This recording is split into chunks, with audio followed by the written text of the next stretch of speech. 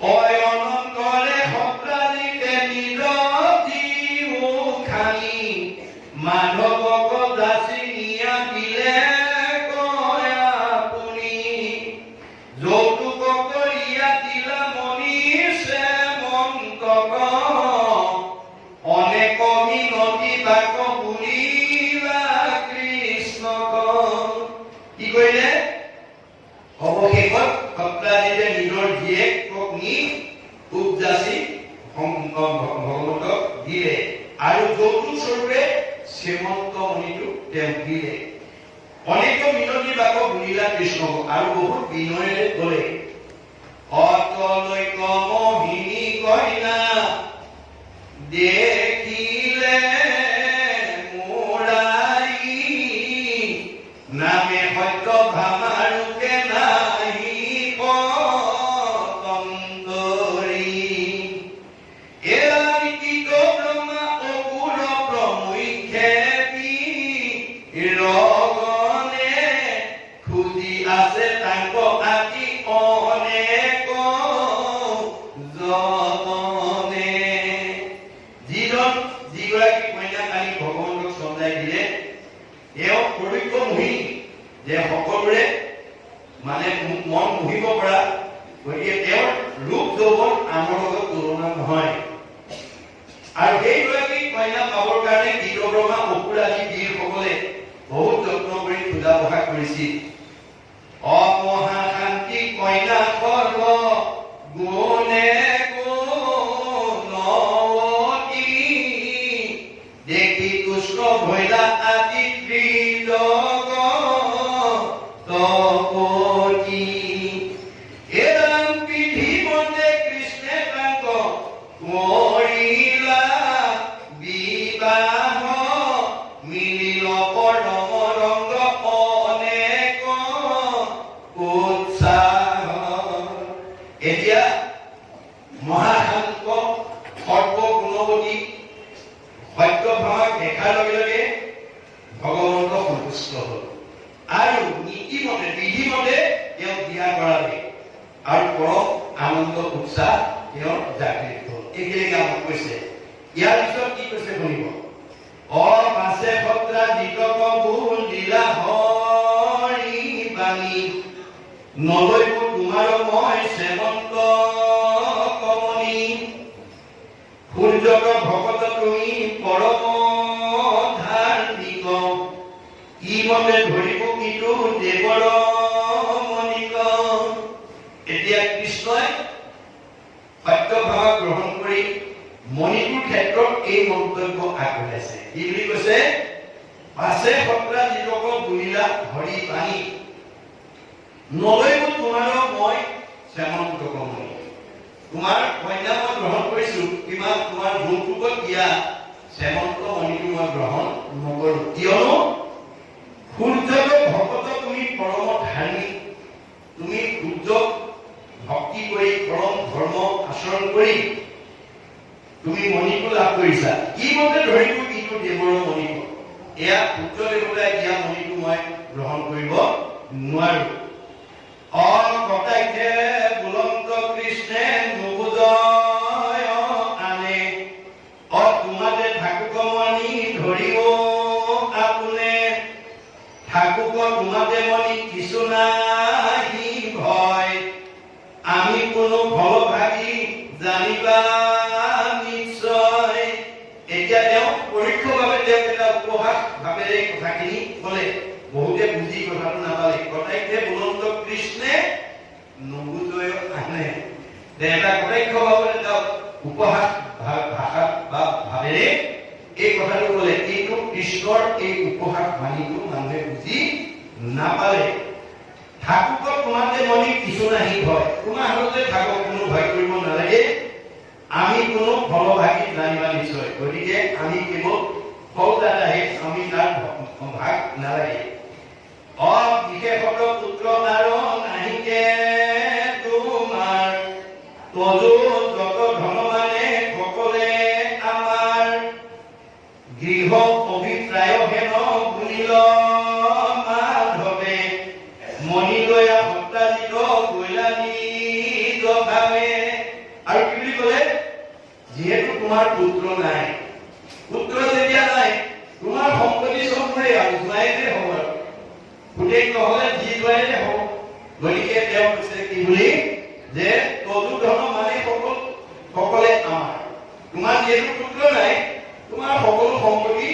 মৰে এই বুলি তেওঁ কৈছে আৰু কি কৈছে গূঢ় অভিপ্ৰায় হেন বুলিল মাধৱে এনেধৰণে অতি গূঢ় বাক্য ভগৱন্তই সত্ৰাজিতক ক'লে মণি লৈ সত্ৰাজিতে গ'ল নিজৰ ঠাই আৰু মণি লৈ সত্ৰাজিতে নিজৰ স্থানলৈ গুচি গ'ল অফুকনি গতি আৰু শুনা পৰীক্ষিত মাধৱৰ আজ্ঞাবাদী আছে সত্ৰাজিত অতাৰ যেন গতি হৈল শুনা সাৱধানে কৃষ্ণ বিমুখৰ সুখ নাহি কোনো ঠানে এতিয়া পুকে পৰীক্ষিত কোৱাৰ চৰেৰে আমাক কৈছে কথা পৰীক্ষিতক মাত্ৰ বেছ কৰি গৈছে মাত্ৰ 7 দিন আছে মৃত্যুৰ কাৰণে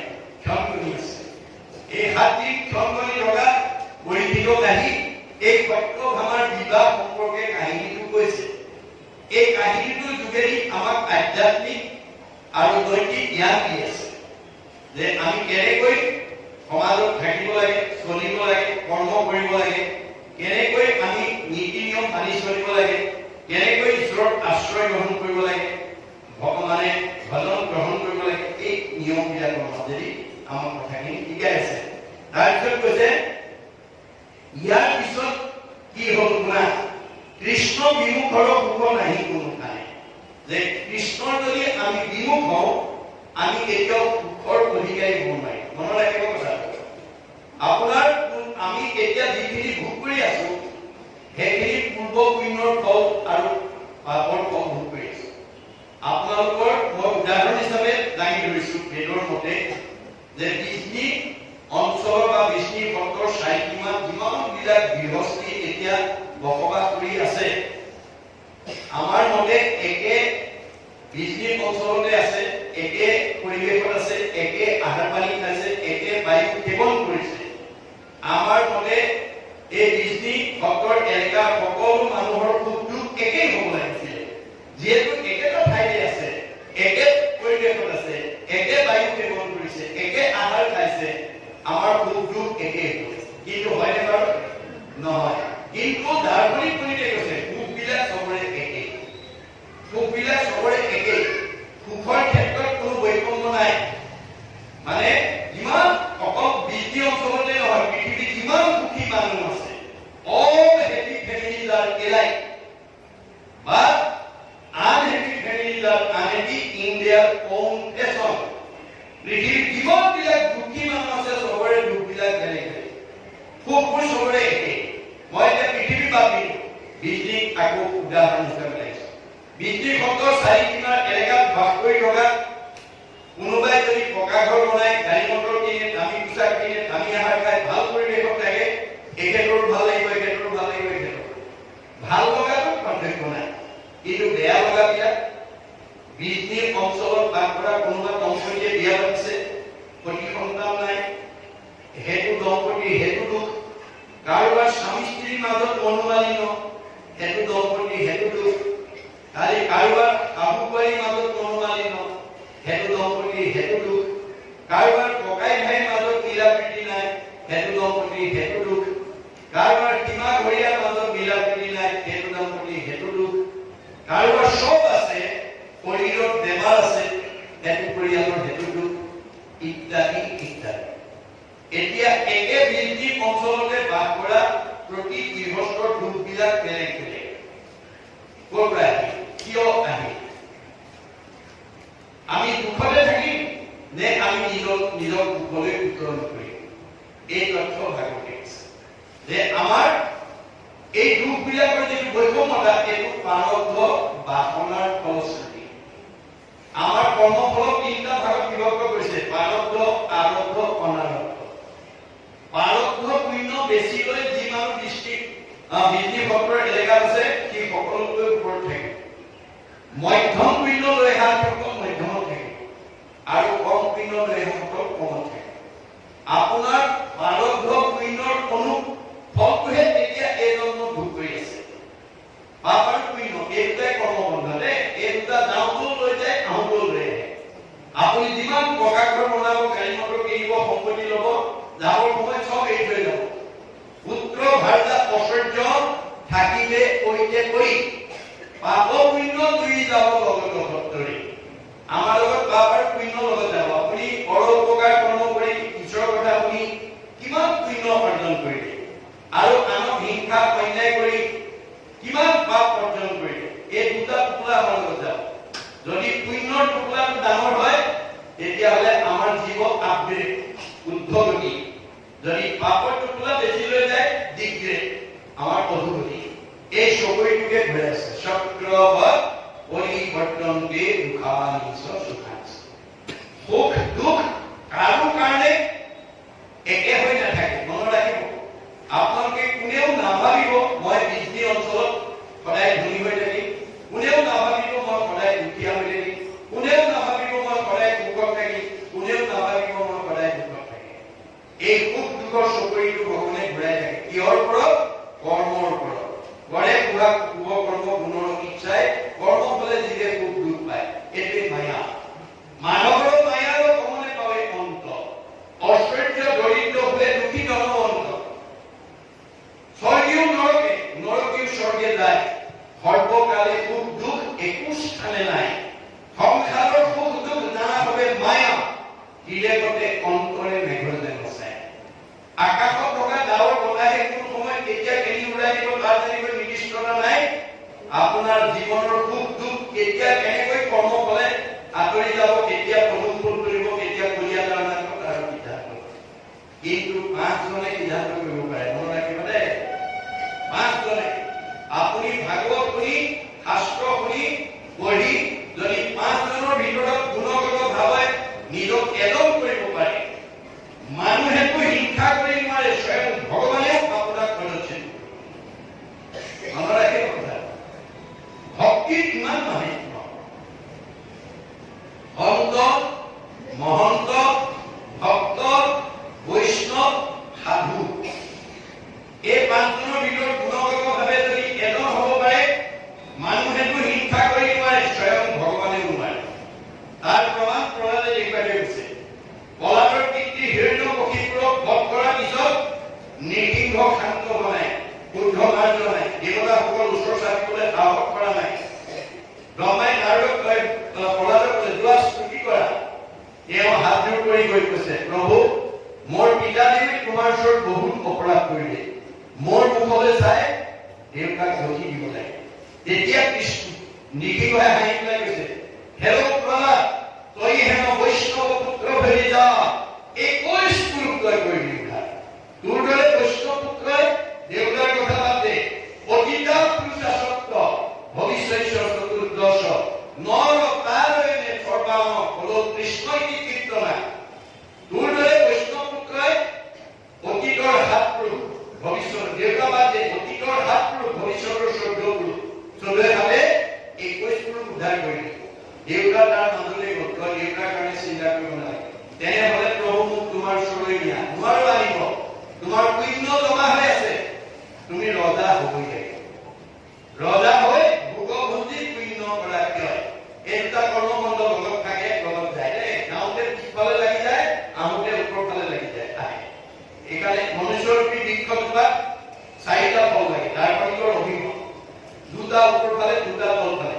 তল ফালৰ 2টা যাওঁতে লৈ যায় পাপ আৰু পুণ্য, আহোঁতে ওপৰ ফালে লাগি আহে সুখ আৰু দুখ। মনত ৰাখিব কথা, এই 2টা কৰ্মবন্ধ যেতিয়ালৈকে আপোনাৰ পাপ পুণ্য থাকিব, অহা যোৱা কৰিয়ে থাকিব লাগিব। পুণ্য লৈ গ'লে আজিৰ অৱস্থাতকৈ ওপৰলৈ যাব, উচ্চ ধনী উচ্চ স্থানত জন্মগ্ৰহণ কৰি সুখ ভোগৰ কাৰণে আহিব লাগিব।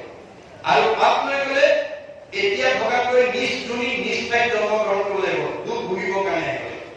গতিকে এই 2টা কৰ্মবন্ধ যেতিয়া উদ্ধৱে শুনিলে, পাপ লৈ গ'লেও যদি আহিব লাগে, পুণ্য লৈ গ'লেও যদি আহিব লাগে, তেতিয়া তোমাৰ ওচৰলৈ আমি কেনেকৈ যাম?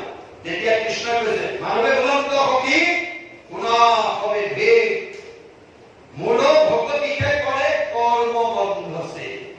তোমাৰ এই কৰ্মবন্ধ যিটো বাসনা কৰ্মবন্ধ পাপ আৰু পুণ্য মোৰ ভগৱতীয়ে নাইকিয়া কৰে। আজিদৰে ভাগত শুনি থাকিলে পাপ পুণ্য প্লাস মাইনাস 0 হৈ যাব। সেইদিনাখন আপুনি তিনিটা লেয়াৰ ভেদ কৰি 14 ব্ৰহ্মাণ্ডৰ বাহিৰত নিৰ্মাণ কৰি লোৱা ভগতৰ কাৰণে বৈকুণ্ঠত অৱস্থান কৰিব পাৰে। গতিকে এই কথাখিনি আমি ভাগৱতৰ মাজেদি বুজি ল'ব লাগিব। গতিকে তুমি তোমাৰ এতিয়া পুণ্য জমা হৈ আছে, তোমাক মই আনিব নোৱাৰো, তুমি ৰজা হ'বই। এতিয়া আগন্তুক 26 চনৰ নিৰ্বাচনত আপোনালোকৰ সমষ্টি ধৰি লওক, মই উদাহৰণৰ কাৰণে কৈছো, বিভিন্ন দল সংগঠনৰ পৰা 10 জনে এমএলএ প্ৰতিদ্বন্দ্বিতা কৰিব। আমাৰ ভাগৱতৰ মতে আপোনালোকৰ সমষ্টিৰ মানুহে গৌৰৱ কৰিব লাগিব, আনন্দ কৰিব লাগিব। কি বুলি যে আমাৰ সমষ্টিটোক প্ৰতিনিধিত্ব কৰিব পৰা যোগ্য ব্যক্তি 10 জন আছে, কিন্তু কেইজন জিকিব? এজন। কোন জিকিব? আমাৰ ভাগৱতৰ 14 স্কন্ধত কোৱা আছে যে এই 10 জনৰ ভিতৰত 26 জনক এমএলএ প্ৰতিদ্বন্দ্বিতা কৰিম বুলি যিসকল প্ৰতিদ্বন্দ্বীয়ে বহু আগৰ পৰাই এই সমষ্টিৰ তৃণমূল আত্মা, পৰিয়াল, সমাজ, অনুষ্ঠান, প্ৰতিষ্ঠান, দল, সংগঠন, দলৰ উপকাৰ কামত আত্মনিয়োগ কৰি পেলাই অৱদান দি আছে। এই 10 জনৰ ভিতৰত যাৰ পুণ্যৰ মাত্ৰা বেছি হ'ব, বাই হুক অৰ বাই ক্ৰুক, ভগৱন্তৰ তেওঁলোকে শিকাব। আমাৰ মতে এখেত জিকিব লাগিছিল, কিন্তু ফলাফলত এখেত জিকিলে। ভগৱন্তে কৈছে তুমি সৰ্বস্বৰূপে চাই কৈছা, মই 14 জন সাক্ষী 2 জন কেৰেলীৰ তথ্য ভিত্তিত তেওঁক ঢুকাইছো। সত্যয় ভুবনে লোক আছে মানে সবাভাৱে ন্যায় নীতি দেখে বিদ্যমানে চিত্তগুপ্ত নামে 2 লিখক নিৰ্ভয় সবাভাৱে পাপ পুণ্য তেৰে নকৰয় গুপ্ত পাপক গুপ্ত লিখকে লিখয় দেখা মানে পাপ চিত্ৰ লিখন্ত নিশ্চয়। 14 জন সাক্ষীৰ ঠাকুৰৰ লগত ভাঙিলে তোমাৰে পাপ পুণ্য আছে জগত। মাধৱদেৱে কথা লিখিছে, তুমি মোক ভাঙা তোমাক মই ভাঙো। 14 সাক্ষীক ভাঙিবা কোনো উপায়।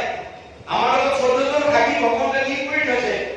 চকুৰ লগত সূৰ্য দেৱতা, কাণৰ লগত দীপপাল, নাকৰ লগত অশ্বিনী কুমাৰ, মুখৰ লগত অগ্নি দেৱতা, জিভাৰ লগত বৰুণ দেৱতা, ছালৰ লগত বায়ু দেৱতা, হাতৰ লগত ইন্দ্ৰ দেৱতা, ভৰিৰ লগত বিষ্ণু দেৱতা। আমাৰ ভৰিত বিষ্ণু আছে কাৰণে আমি ভৰিত সেৱা কৰো।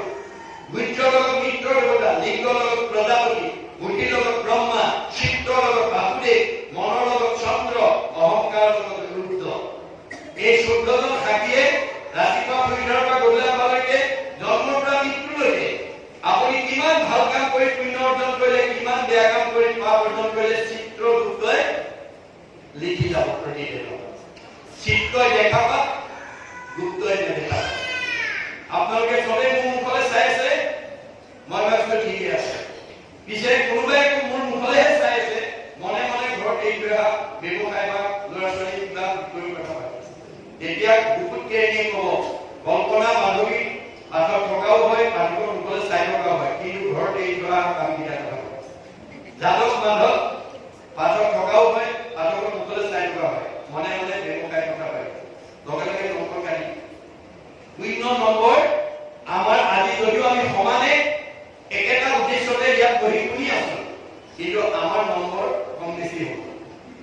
বাস্তৱত যদি আমি চাওঁ এই কথাটো ভাগৱতৰ দৰ্শনটো আমি দেখা পাওঁ। একেখন স্কুলৰে 10 মানৰ ছাত্ৰ ছাত্ৰী, একেজন মাষ্টৰে পঢ়ুৱাইছে, প্ৰশ্ন কাকত একেখনে, ফলাফল বেলেগ বেলেগ।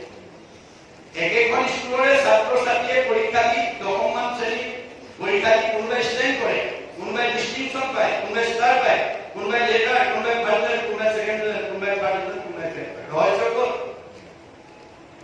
এই ৰহস্য শেষ কৰিবৰ কাৰণে ভাগৱত ওলাই। দাৰ্শনিক পণ্ডিতে কৈছে more you read, more you learn। আপুনি যিমান বেছি অধ্যয়ন কৰিব, কি বেছি জ্ঞান লাভ কৰিব। মধ্যম পঢ়াজনে মধ্যম জ্ঞান লাভ কৰিব আৰু কম পঢ়াজনে কম লাভ কৰিব। গতিকে অধ্যয়নৰ ওপৰতে ছাত্ৰ ছাত্ৰীৰ ফলাফলটো নিৰ্ভৰ কৰিব। গতিকে ছাত্ৰানাং অধ্যয়নং তপ।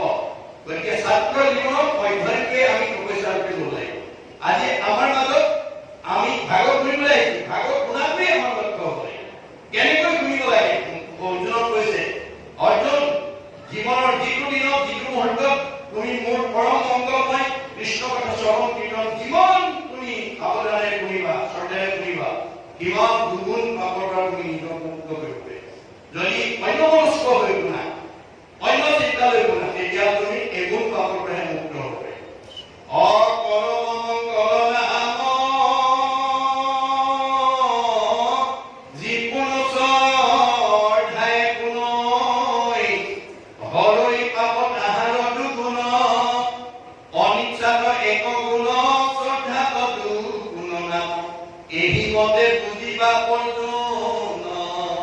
আজি আমাৰ ভাগৱত পুৰাণ মাজতে পুণ্যৰ দ্বাৰটো হৈ যাব। যিমান শ্ৰদ্ধাৰে কৰিব দুগুণ পুণ্য অৰ্জন হ'ব। আৰু কম মানে অন্যমনস্ক কৰিলে এগুণ পাপৰ পৰা আমি মুক্ত হ'ব পাৰোঁ। গতিকে আমি বাহিৰৰ পৰা কোনে কিমানকে শুনিছে আমাৰ সেইটো আমি থিৰাং কৰিব নোৱাৰোঁ। সেইটো ভগৱানে 14জন থাকি 2জন জ্ঞানীৰ ওপৰত ভিত্তি কৰি তাৰ তথ্য লয়। সেইকাৰণে আমাৰ দাৰ্শনিক পণ্ডিতে কৈছে things are not what they seem. আপুনি বাহিৰৰ পৰা দেখা বস্তুটো আচল নহয়, বাহিৰৰ পৰা দেখা মানুহজন আচল মানুহ নহয়, তেওঁৰ ভিতৰত বহুত মনোযোগ থাকিব পাৰে। সেইখিনি 14জন থাকি 2জন জ্ঞানীৰ তথ্য ভিত্তিত তাৰ ফলাফলটো ওপৰত নিৰ্ভৰ কৰি আপোনাৰ সুখ দুখৰ অৱস্থানত থাকে। সেই তথ্য আমাক ভাগৱত দিছে। গতিকে আমি ভাগৱত শুনি সদায় বেয়াবিলাক এৰি যাব লাগিব দেই, বেয়া এৰি ভাল ল'ব লাগিব, তেতিয়াহে আমাৰ জীৱনৰ সাৰ্থকতা হ'ব। কালি মই নীতি নিয়মৰ সদাচাৰৰ ওপৰত কওঁতে আৰু দুটা থাকি গৈছিল, এটা খাদ্যৰ সংস্কাৰ কথা থাকিছিল, আনটো ভয়ং সদাচাৰৰ কথা থাকিছিল। খাদ্যৰ সংস্কাৰ ইতিমধ্যে মই আপোনালোকক ক'লো যে এগৰাকী আয়ে স্বাভাৱিকতে কেনেকৈ ৰন্ধন কৰিব লাগে আৰু কেনেকৈ দিব লাগে সেইখিনি কথা জানিব লাগে। আপুনি যিমান সুচাৰুকে নবনাও কিবা সি প্ৰদূষণযুক্ত হৈ থাকিব, 5টা পাপে তাক স্পৰ্শ কৰি দিব।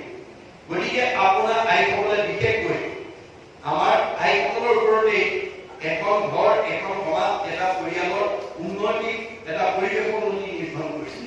ন গৃহম গৃহম ইতি আহু গৃহিণী গৃহম উচ্চতে তয় আদি স্বহিতা সদান পুৰুষায়ম সমশ্ৰুতে। যিখন ঘৰৰ আইসকল ঈশ্বৰ ভক্তিপৰায়ণ হ'ব, তেওঁ নিজে উদ্ধাৰ হৈ ঘৰখনৰ সকলো পুৰুষৰ চকুৰ হ'ব। আৰু যিসকল আইয়ে পুৱা গধূলি ধূপধূনা জ্বলোৱা সময়ত ঈশ্বৰৰ উপাসনাৰ সময়ত অন্যমনস্ক হৈ থাকিব, গায়কৰ কথা পাতিব, টিভি চাই থাকিব, মোবাইল টিভি থাকিব, মানে ঈশ্বৰৰ প্ৰতি অনীহা হ'ব, সেইখন ঘৰত কৰিলে কি হ'ব? মহাভাৰতৰ মন্ত্ৰত কৈছে জৈস্য ভাজা গৃহে নাস্তি সা ভিসা কুইন চাৰিতা অৰণ্যম তেন গন্তব্যম যথা অৰণ্যম তথা গৃহম। সেইখন ঘৰ গুচি বাস কৰিব।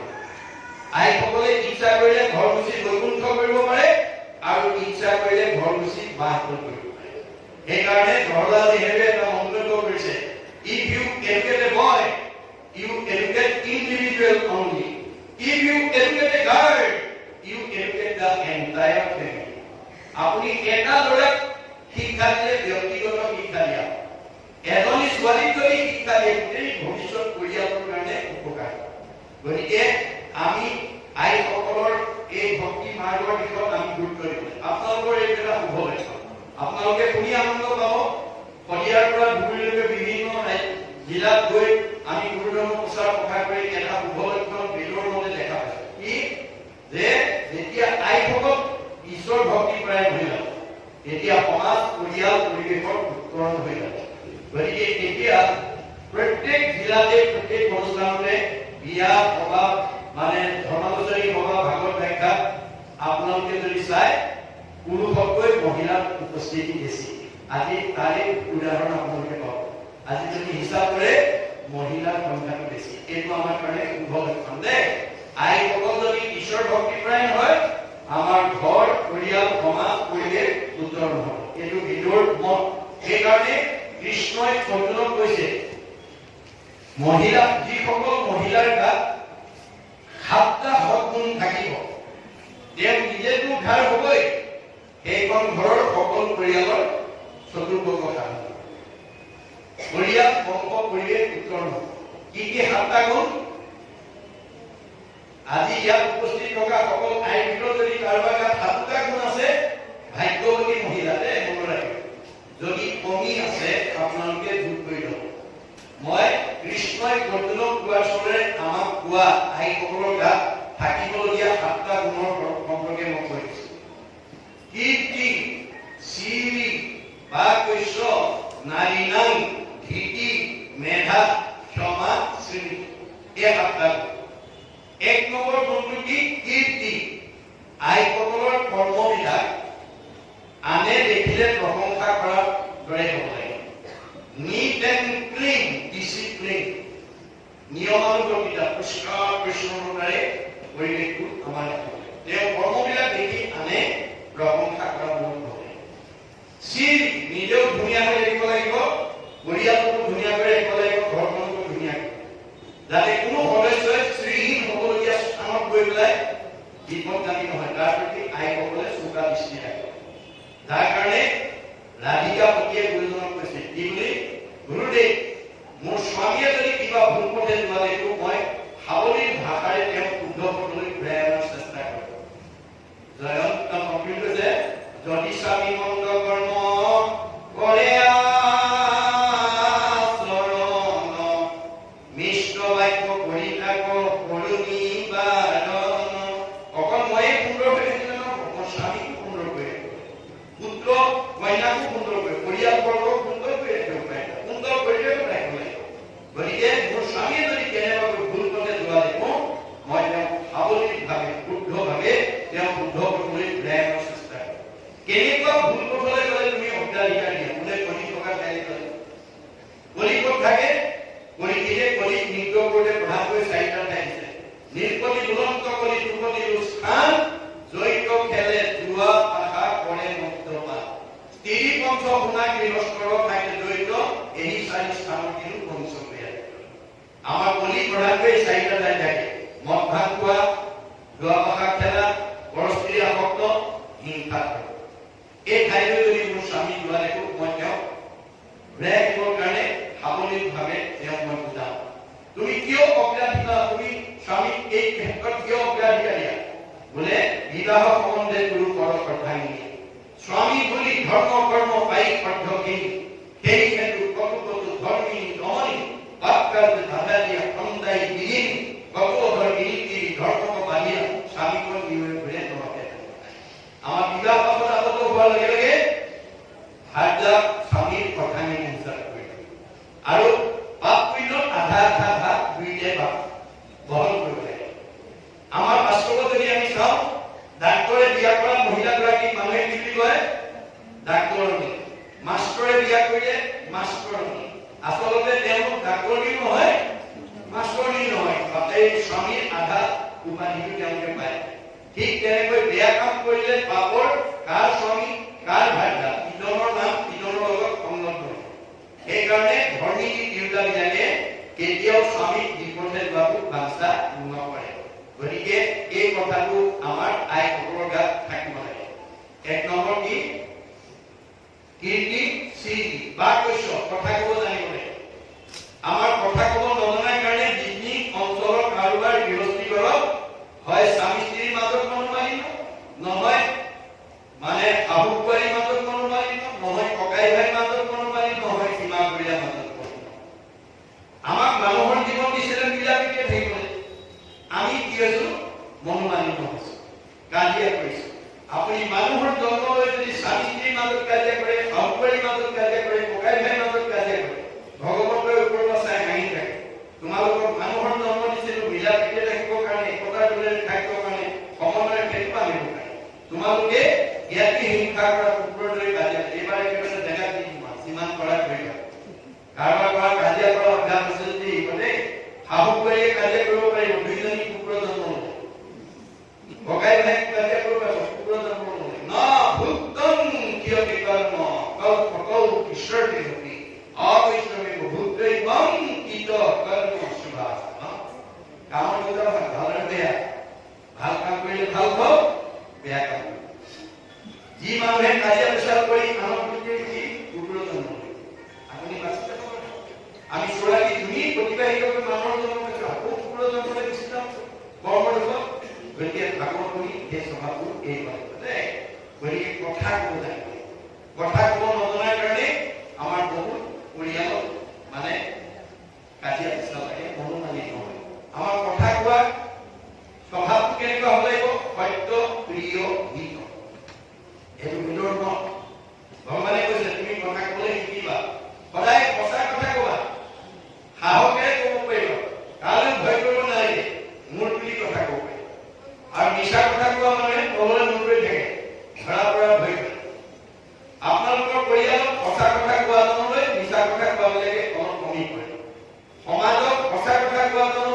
মিছা কথা কোৱা মানুহে কমি কৰে। গতিকে আমি সদায় সঁচা কথা ক'বলৈ অভ্যাস কৰিব। কিন্তু সঁচা কথা কওঁতে কেনেকৈ ক'ব লাগিব? প্ৰিয়, আনে শুনি ভাল পোৱাকৈ ক'ব লাগিব, অহংকাৰ দাম্ভিকতাৰে নহয়। ৩ নম্বৰ, হিত, আপোনাৰ কথাটোৱে আনক উপকাৰ কৰিব লাগিব। কাৰণ আপুনি কাক উপকাৰ কৰিব? চবতে ভগৱান আছে। কোনো সাহুৱে নাভাবিব মই ভাৰ্যাক মানে বোৱাৰীক একদম আঘাত পোৱাকৈ কৈ পেলাই আনন্দ পাইছে। কোনো বোৱাৰীয়ে নাভাবিব মই সাহু টানকে কৈ মই মানে আনন্দ পাইছো। ভগৱানে কৈছে কাক কৈছে? চবতে মই আছো। মোকে দুখ দিবা, মোকে আঘাত দিবা, মোকে অন্যায় কৰিবা, মোকে মানে ঠগিবা আৰু মই তোমাক ভালে ৰাখিম, নহব। ভাগৰ শুনি এই স্বভাৱ কৰিম। গতিকে সত্য, প্ৰিয়, হিত। আপুনি আপোনাৰ কথাই যদি আনৰ উপকাৰ কৰে পুণ্য হ'ব। পৰোপকাৰেও পুণ্য। আপোনাৰ কথাই যদি আনক উপকাৰ কৰে আপোনাৰ পুণ্য হ'ব। আপোনাৰ গুণ বাঢ়িব, উন্নতি হ'ব, মৰিলে সদৰি হ'ব। যদি আপুনি কাৰোবাক আঘাত দিয়া কথা কয়, পাপ আহিব, পৰপুণ্য হ'ব। আপুনি আঘাত দিয়া কথা ক'লে আপোনাৰ পাপ হ'ব। পাপ হোৱাৰ লগে লগে আপোনাৰ দুখ দুৰ্গতি আহিব, আহি কাঢ়ি দিব। আনক দুখ দিয়া মানুহে 100 বছৰ থাকিব নাপায়, কৈ মনত ৰাখিব। এইটো হৈছে কথা ক'ব লাগিব। বুজানে? কীৰ্তি, শ্ৰী বা কৈছ নানি নানি। গতিকে কথা ক'ব লাগিব। হিতি, ধৈৰ্য গুণ থাকিব লাগিব। আমাৰ যিখন ঘৰৰ আইসকল ধৈৰ্যশীল হয়, স্বামী বা পৰিয়াল বিপদত পৰিব নালাগে।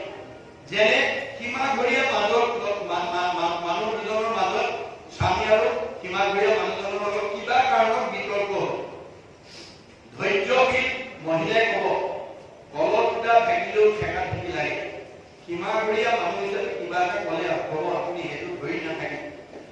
কিন্তু ধৈৰ্যশীল ভাৰ্যাই কি বুলি ক'ব? তেওঁ এনেকৈ ক'বলৈ কোন? ধৰক মাৰ এইবুলি যদি উচ্চতাই লগাই দিয়ে, ভাৰ্যাৰ উচ্চতনি কৈ যদি স্বামীয়ে সীমাঘৰীয়াজনক আক্ৰমণ কৰে, মাৰপিট কৰে, তেতিয়াহ'লে দুই ঘৰলৈকে বিপদ নাহে। গতিকে আমাৰ আইসকলৰ ধৈৰ্য গুণ কেনেকুৱা হ'ব লাগিব? শৈবাৰ দৰে। হৰিচন্দ্ৰ ভাৰ্যা শৈবাৰ দৰে।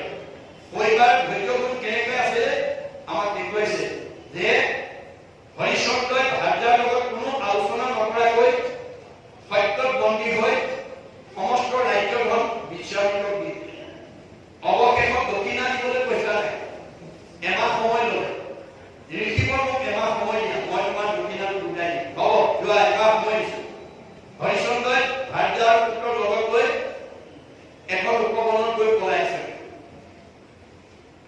বিশ্বামিত্ৰই বিচাৰি বিচাৰি গৈ এমাহৰ পূৰ্বেই হৰিচন্দ্ৰক দেখা পাই হৰিচন্দ্ৰক উদ্দেশ্যি ক'লে, ৰাজা হৰিচন্দ্ৰ, মোৰ দক্ষিণাটো যদি হেলা কৰ তই সমংখকে হাতী ভস্ম কৰিব। মোৰ দক্ষিণা যদি অৱহেলা কৰ তোৰ গোটেই বংশ মই হাতী ধ্বংস কৰিম। ঋষিৰ বচন শুনি হৰিচন্দ্ৰ ৰায় কপিলে লাগিলে, মুখে মাত নুঠায়।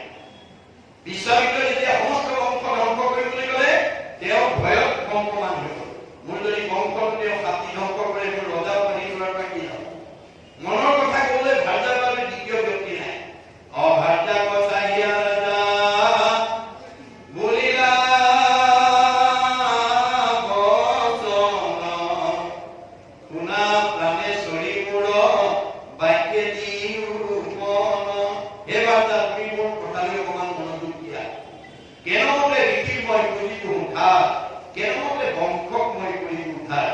মই এতিয়া ঋষিৰ ধাৰ কেনেকৈ পৰিশোধ কৰোঁ, বংশটো কেনেকৈ উদ্ধাৰ কৰোঁ।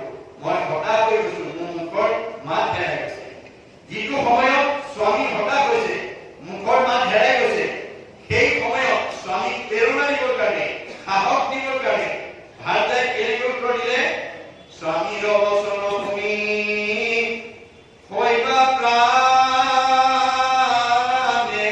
চৰি, স্বামীক বুলিলা অপহাস্য কৰি। হাঁহি মাৰি যিটো সময়ত স্বামী হতাশ হৈছে, মুখৰ মাত হেৰাইছে, ভাৰ্যাৰ মুখৰ হাঁহি দেখাৰ লগে লগে প্ৰেৰণা পাইছে, সাহস পাইছে। আৰু কি বুলি ক'লে? ৰাজা নাহি নাহি নাম ধৰ্ম জানা, সত্য বিনা জানি আন নিচিন্তি উদিও কৰি। হয় নাই মহাৰাজ, সত্যতকৈ ধৰ্ম নাই, দক্ষিণা দি দিয়া। বোলে মই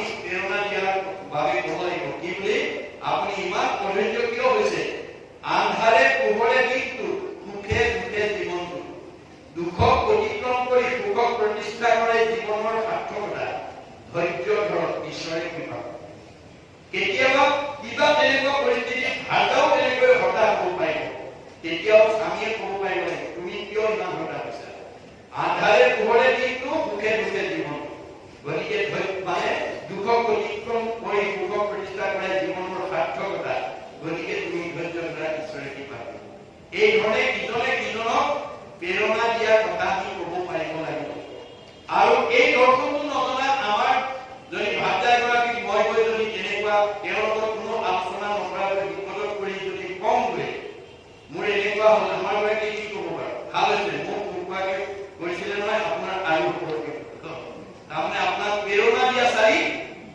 আপোনাক ধৰা দুই গতিকে আমাৰ বেদৰ মতে পাৰিবাৰিক জীৱন দাম্পত্য জীৱন যৌন জীৱন সাংসাৰিক জীৱনত জ্বলা জুই নুমাবলৈ পানী ঢালিবলৈ কিবা কাৰণত স্বামী খং উঠিলে ভাৰ্যাই হাঁহি এটা পানী প্ৰকাশ কৰিব পাৰিব কিবা কাৰণত ভাৰ্যাৰ খং উঠিলে স্বামীয়ে হাঁহি এটা পানী তেওঁক সান্তনা দিব পাৰিব এই দৰ্শন নাজানিলে আমি কেতিয়াও সাংসাৰিক জীৱন দাম্পত্য জীৱন যৌন জীৱনত আমি শান্তি লাভ কৰিব নোৱাৰোঁ গতিকে ভাগৱতে আমাক এই দৰ্শনবিলাক দি আছে গতিকে আমাৰ এইখিনি আমি জানিব তেতিয়াহ'লে কি হ'ল শ্ৰী কীৰ্তি শ্ৰী বাক্য নাৰী নাম ভীতি মেধা তৎপৰতে কাম কৰি যাব লাগিব অৱহেলা কৰিব নালাগিব ঘৰ ধৰকৈ কামবিলাক কৰি যোৱাৰ স্বভাৱটো আমাৰ থাকিব মেধা স্মৃতি মনত থকা কোনটো থাকিব লাগিব ঘৰত কি আছে কি নাই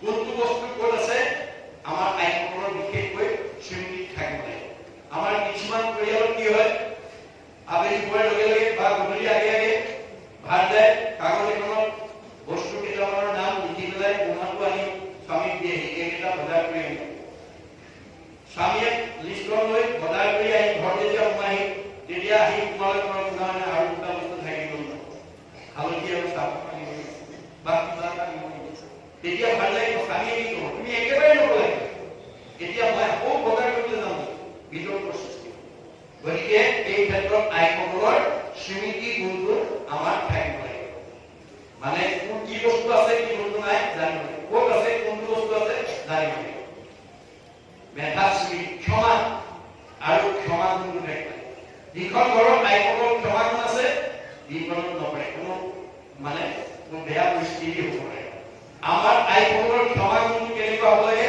দুৰ্গতিৰ দৰে হ'ব লাগে দুৰ্গতি ভাগৱতে আমাক সেইটো নিদৰ্শন দিছে যে দুৰ্গতিৰ 5টা পুত্ৰৰ মূৰ কাটি মিয়া অশ্বত্থামাক কৃষ্ণ অৰ্জুনে হাতে ভৰিয়ে বান্ধি আনি মুখৰ আগত দুখুচকে পেলোৱাৰ পিছত দুৰ্গতিয়ে কি বুলি ক'লে অ মই যেন মৰো পুৰি পুত্ৰ সুকে ককনি হিয়াত হয় তাহাৰ অৱস্থা শুনিকে দিমতে গৌতমীতে দিবে দিব মোৰ 5টা পুত্ৰৰ মুখ কাটি ইয়াত মই পুত্ৰ ওপৰত যেনেকৈ বধিৰা হৈছো মোৰ স্বামীক বান্ধন দিয়াইছে মই স্বামীৰ ওপৰলৈ চাই 5টা পুত্ৰৰ মুখ মই পাহৰিব পাৰোঁ কিন্তু গৌতমীৰ স্বামী দ্ৰোণাচাৰ্যৰ ইতিমধ্যে মৃত্যু হৈছে একমাত্ৰ পুত্ৰৰ মুখলৈ চাই তেওঁ জীয়াই আছে আৰু পুত্ৰৰ এনেকুৱা অৱস্থা শুনিলে তেওঁ প্ৰাণ ত্যাগ কৰিব গতিকে মানে হাহাকাৰ কৰি গুৰুৰ পুত্ৰৰ প্ৰণামিলা পাওঁ চুই মেলা মেলা বান্ধ ইহাৰৰ দুৰ্গেকে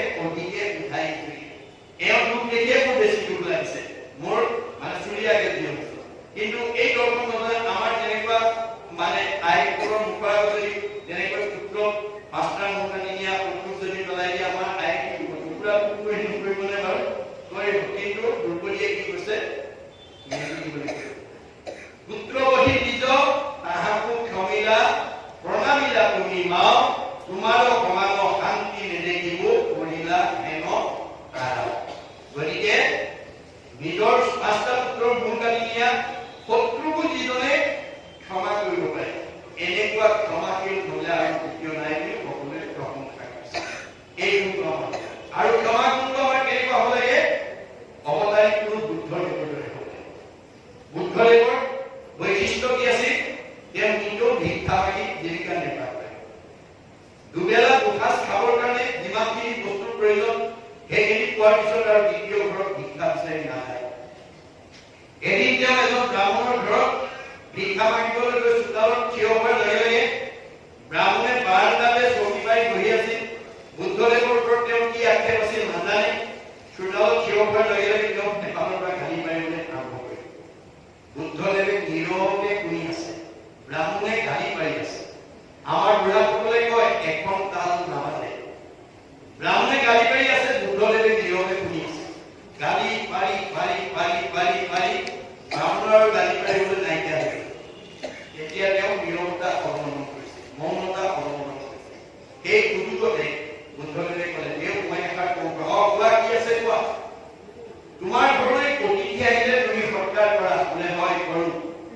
কিবা দ্ৰব্য থাকিলে খাবলৈ দিয়া? বোলে দিওঁ। অতিথিয়ে যদি তুমি দিয়া দ্ৰব্যটো গ্ৰহণ নকৰে তুমি পেলাই দিবা নে নিজৰ ঘৰতে ৰাখিবা? তেতিয়া বুদ্ধদেৱে ব্ৰাহ্মণে ক'লে, কিয় পেলাই দিম? মোৰ দ্ৰব্য গ্ৰহণ নকৰিলে মোৰ ঘৰত থাকিব। তেতিয়া বুদ্ধদেৱে ক'লে, তেতিয়াহ'লে তুমি ইমান সময় মোক যিমানখিনি আতিথ্য কৰিলা এইখিনি মোৰ গ্ৰহণ কৰা নহ'ব, তোমালোকে থাকিলে থাকিব। তাৰমানে তুমি যিমান গালি পাৰিলা মোৰ গ্ৰহণ নকৰিলো, তোমালোকে থাকিলে। ব্ৰাহ্মণে লগে লগে চকীৰ পৰা নামি আহি এজন সাধাৰণ পুৰুষ নহয় বুলি অষ্টাংগে তেওঁৰ ওচৰত ভিক্ষা গ্ৰহণ কৰিছে। গতিকে আমাৰ সমাজতো তেনেকুৱা হ'ব লাগে। এই 7টা গুণ যিসকল মহিলাৰ গাত থাকিব, আমাৰ ঘৰখন, পৰিয়াল, দাম্পত্য জীৱন, যুগ্ম জীৱন, সাংসাৰিক জীৱন, সামাজিক জীৱনত আমি কোনো ধৰণৰ সুবিধা কৰিব নালাগে। এই তথ্য আমাক দাঙি ধৰিছে। আমাৰ সময় হৈছে নে? আমাৰ সময় হৈছে। সময়ৰ প্ৰতি দৃষ্টি ৰাখি আজি আমি আলোচনা ইমানতে আমি সামৰিব খুজিছো। এতিয়া মই দোহাৰিব খুজিছো,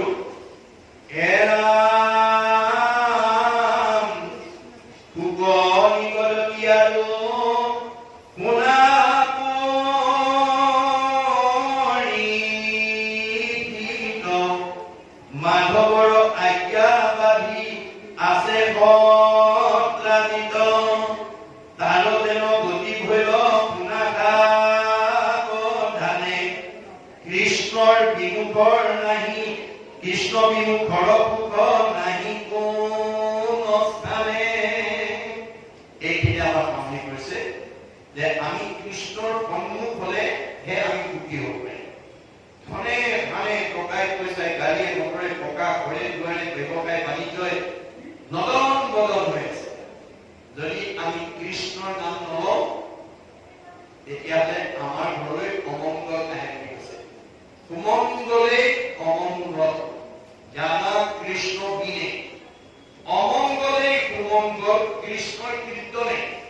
অৰ্থাৎ আমাৰ পাৰ্থিৱ ধন টকা পইচা গাড়ী মটৰ টকা ঘৰ দুৱাৰে আমাৰ মনটো সুখত ৰাখিব নোৱাৰে, শৰীৰটো নিৰোগী কৰি ৰাখিব নোৱাৰে আৰু সমাজত শান্তি দিব নোৱাৰে। গতিকে এইবিলাকে চব থাকিলেও আপোনাৰ অমংগল আহিব পাৰে যদি কৃষ্ণৰ নাম নলয়। সেইকাৰণে মহাপুৰুষে আমাৰ ভাগৱতৰ মাজেদি কৈছে যে কাম যত সবে মিছা ভক্তিৰ অভাৱী।